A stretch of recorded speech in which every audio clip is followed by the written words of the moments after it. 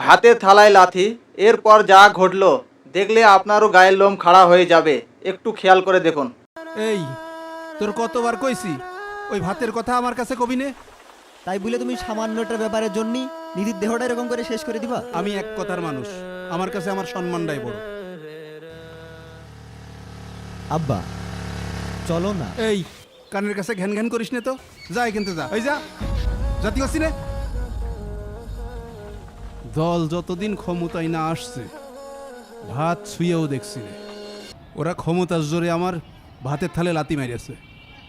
চাচা, আমি জীবনে বহু লোক দেখেছি, কিন্তু তোমার মতন এইরকম গুয়াড়ের লোক কোনো জায়গায় দেখিনি। আব্বা এ দেখো কারা আইছে। ও সাত্তার ভাই, হ্যাঁ ভাই, আমি। কি মনে করে? ভাই, ভাত না খেয়ে দেহের এ কি হাল করেছ? আমি বলি কি, অনেকই তো হলো, এবার ভাত খেয়ে নাও। না, দল ক্ষমতায় না আসলে আমি ভাত খাবো না। তোমার মনে নেই সেদিন ওরা কি করেছে? হ্যাঁ হ্যাঁ, খাবারগুলো দিয়ে দিই, সবাই এখানে বসে খেয়ে যাবেন। প্যাকেট নিয়ে বাইরে গেলেই বিরোধী পক্ষ বুঝে ফেলবে আমরা মিটিং করেছি, তখন সমস্যা হবে। এমনই খাবারগুলো দিয়ে দে। ঠিক আছে আব্বা।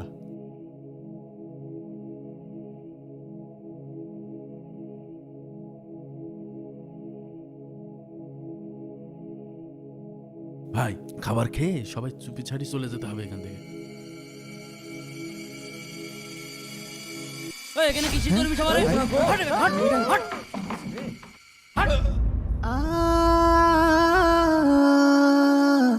কল্লে কত বড় এখনো বসে রয়েছিস? এই জায়গায় আমাদের কর্মী সভা ছাড়া আর কোনো দলের কর্মী সভা হবে না। তোদের বড় বড় নেতারা কর্মী সভা করতে সাহস পায় না, তোরা কোন ধুড় ফুড় এখানে এসে কর্মী সভা করিস? হাট সব হাট।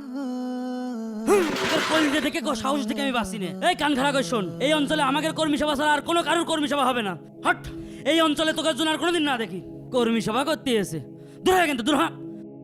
চাচা, যা হবার তা তো হয়েই গেছে। বলছি আল্লাহর দেওয়া রিজিককে এইভাবে অবহেলা করা ঠিক হচ্ছে না।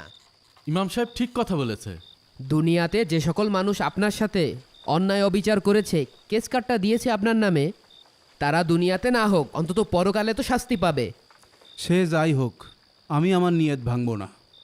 চাচা, আপনি যে নিয়তের বাহানা দিচ্ছেন সেটা নিতান্তই শয়তানের ধোঁকা মাত্র। আল্লাহ তাআলা আমাদের এই দুনিয়ায় এই জন্য পাঠায়নি যাতে এই দুনিয়ার রং তামাশা, মারামারি, ক্ষমতার অহংকার নিয়ে আমরা পড়ে থাকি। আল্লাহ পাক আমাদের এই জন্য সৃষ্টি করেছেন যাতে আমরা সবাই তার ইবাদত করতে পারি এবং তার দ্বীনের খেদমত করে এবং একজন ভালো মুসলিম হয়ে এই দুনিয়া থেকে বিদায় নিতে পারি। আল্লাহ তাআলা আমাদের কাছে এতটুকুই চায়।